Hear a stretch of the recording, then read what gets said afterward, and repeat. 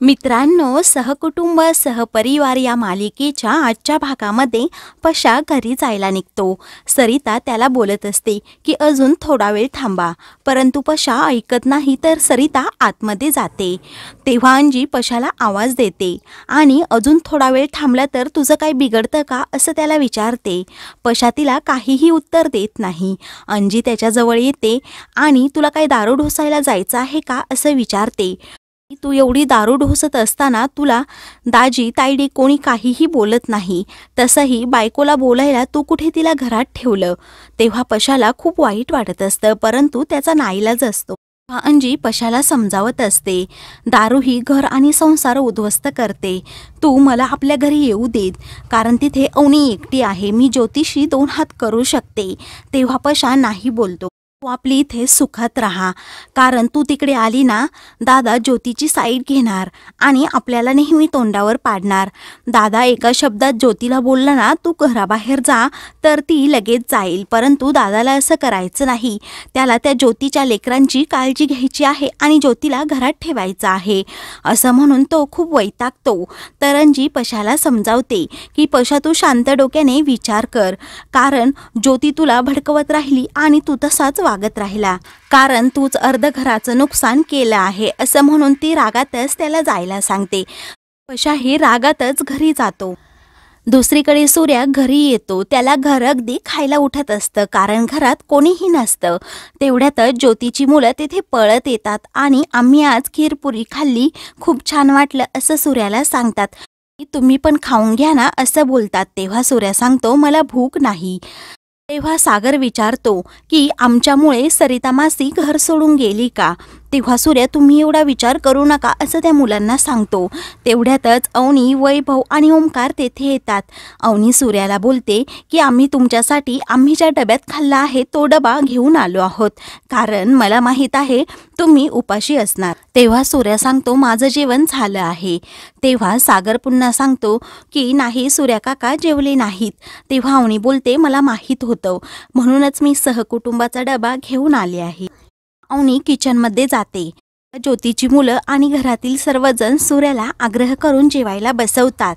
तेव्हा वैभव तेथे घडलेल्या सर्व गमती-जमती सांगू लागतो. सूर्याला सरिताची खूप आठवण येत असते. तेव्हा तो वैभवकडे तिच्या तब्येतीची विचारपूस करतो.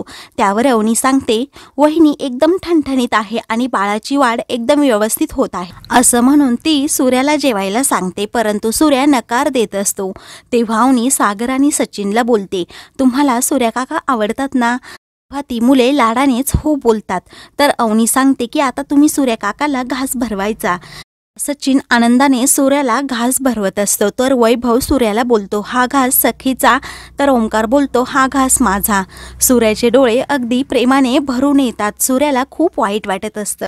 दुसऱ्या दिवशी अवनी किचनमध्ये काम करत असते. तेव्हा ती अंजीला फोन करते आणि सांगते, काल सर्व काही छान झालं, परंतु प्रशांत आणि तुझं बोलणं झालं असतं ना, मला अजून बरं वाटलं असतं.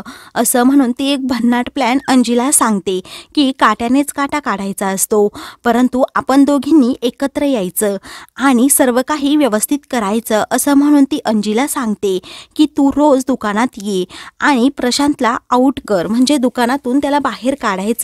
तेव्हा अंजी, मी तेथे येऊन काय करू असं विचारते.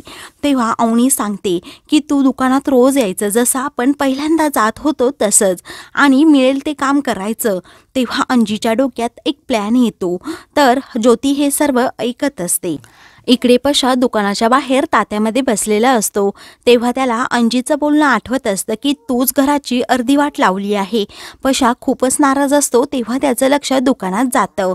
तर अंजी आणि मामी दुकानात आलेले असतात. तेव्हा पशाला आश्चर्य वाटतं. तो तात्याला विचारतो, मला काही स्वप्न वगैरे किंवा भास तर होत नाही ना, असं म्हणून तो तात्याच्या बाहेर खाली उतरून जातो.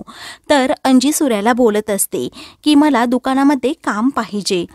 तेव्हा सूर्या बोलतो, असं काय झालं, तू दुकानात काम करायला आली. तर मामी बोलते, ही पण दुकानाची मालकीण आहे. तर सूर्या बोलतो, मालक तर सर्वजण आहेत, दुकानात काम करू शकते. तेव्हा मामीला खूप आनंद होतो. तर अंजी पशाजवळ जाते आणि तात्याची चावी दे असं सांगते व पशाला धमकावते, आजपासून तू दुकानातून आऊट व्हायचं आणि जोपर्यंत मी सांगत नाही तोपर्यंत तू दुकानात पाऊल देखील ठेवायचं नाही असं पशाला स्पष्टपणे सांगते. पशा चिडतो आणि बोलतो, हे दुकान माझं आहे आणि तू सांगणारी मला आहेस तरी कोण? तेव्हा अंजी बोलते, ते घर पण माझं होतं, परंतु तू मला त्या घरातून बाहेर काढलंसच ना. तेव्हा पशा बोलतो, हे दुकान माझं आहे, मी अजिबात बाहेर जाणार नाही. तसंही मी एवढी काय चूक केली आहे. तेव्हा अंजी पशाच्या चुका सांगत असते की तू दारू पितो, डिलेवरी वेळेत देत नाही, कारण सर्व लोकांना तुझ्या हातून डिलिव्हरी नाही पाहिजे. तू दारू पितो आणि कुठेही पडतोस. आमच्या दुकानाचं नाव तुझ्यामुळे खराब होत आहे. हे ऐकून पशा अंजीवर ओरडतो. तर सूर्या अंजीला शांत राहायला सांगतो. तेव्हा अंजी सूर्याला समजावते की डिलिव्हरी देणं ही खूप जोखमीचं काम आहे आणि कोणालाही याच्या हातून डिलिव्हरी नको आहे. तेव्हा पशा बोलतो, तू दुकानातून बाहेर काढणारी मला कोण? अंजी सांगते, मी तुझी बायको आहे आणि या दुकानाची मालकीण आहे. पशा बोलतो, तुला माहीत आहे ना मी दुकानाशिवाय राहू शकत नाही. त्यावर अंजी प्रत्युत्तर करते, तुला पण माहीत आहे की मी घरापासून लांब राहू शकत नाही, तरीही मी राहते. दुकानावरून पशा आणि अंजीमध्ये हमरीतुमरी होऊ लागते. त्यावेळी अंजी एक पर्याय पशासमोर ठेवते की आपण मत घेऊयात आणि मला जास्त मत मिळालं तर तू दुकानातून कायमचं आऊट व्हायचं असं म्हणून ती सर्वांना विचारते, मी दुकानात यावं अशी कोणाची इच्छा आहे? तेव्हा वैभव, ओमकार आणि सूर्या हात वर करतात. अंजीला जास्त मतं मिळतात तर मामी खूप खुश होते. तेव्हा पशा सर्वांकडे पाहतच राहतो. सर्वांना पशाबद्दल वाईट वाटत असतं, परंतु सर्वांचा नाईलाज असतो. तेव्हा अंजी लगेच पशाकडून तात्याची चावी मागते. हे ऐकून पशाला खूप वाईट वाटतं. त्यानंतर पशा नाईलाजाने अंजीच्या हातावर चावी देतो. सर्वजण पशाकडे पाहतच राहतात. तर अंजी ती चावी हातात घेते आणि घट्ट पकडते. पदर खोचून ती तात्यामध्ये बसते. पशाला खूप वाईट वाटत असतं. तेव्हा अंजी पशाला बोलते की पशा, तू आजपासून दुकानातून आऊट. म्हणून ती ओमकारला सांगते की तुम्ही सामान लोड करून घ्या. तेव्हा ओमकार सर्व सामान लोड करतो. तर अंजी पशासमोर तात्या चालू करून घेऊन जाते. सर्वजण अंजीवर खूपच खुश होतात. तेव्हा मात्र पशाला खूपच वाईट वाटतं. तर पशा लगेच तेथून जातो. त्यानंतर अंजी सामानाची डिलिव्हरी घेऊन एका घरी येते. तेव्हा ती त्या ताईला बोलते, आजपासून तुमचं सामान मीच देणार, तुम्ही तेवढं बिल चेक करून घ्या. तेव्हा त्या ताई अंजीला सांगतात की तू डिलिव्हरी घेऊन आली, खूप छान झालं, तुझ्या नवऱ्याच्या जागी तू काम करतेस. गावच्या लेकींनी पण असाच तुझा आदर्श घ्यायला पाहिजे. आणि एक महत्त्वाची गोष्ट, मोऱ्यांकडच्या सामानाचं बिल आम्ही कधीही चेक करत नाही, कारण आमचा त्यांच्यावर खूप विश्वास आहे. तेव्हा अंजीला काम केल्याचा आनंद होत असतो. नंतर अंजी सर्व डिलेवऱ्या पोच करते आणि मंदिरात येते व देवाजवळ प्रार्थना करते की देवा, मी आता दुकानात आले आहे, परंतु मी लवकरच माझ्या घरी जाऊ देत, म्हणून ती देवाकडे प्रार्थना करत असते. तेवढ्यातच ओमकार तेथे येतो आणि अंजीचं बोलणं ऐकतो. तर मित्रांनो, पुढील भागामध्ये अवनी ज्योतीच्या हाताला धरते आणि देवासमोर घेऊन जाते व आमची अंजू लवकर घरी येऊ देत अशी प्रार्थना तिला करायला सांगते. त्यानंतर ज्योती सूर्याच्या रूममधून बाहेर येत असते. पशा तिला विचारतो, तू आमच्या दादाच्या रूममध्ये काय करत होतीस? तेव्हा पशा सांगतो की सूर्या खूप दमून आला, त्यामुळे मी त्याचे पाय चेपून दिले. तेव्हा पशाचा राग अनावर होतो.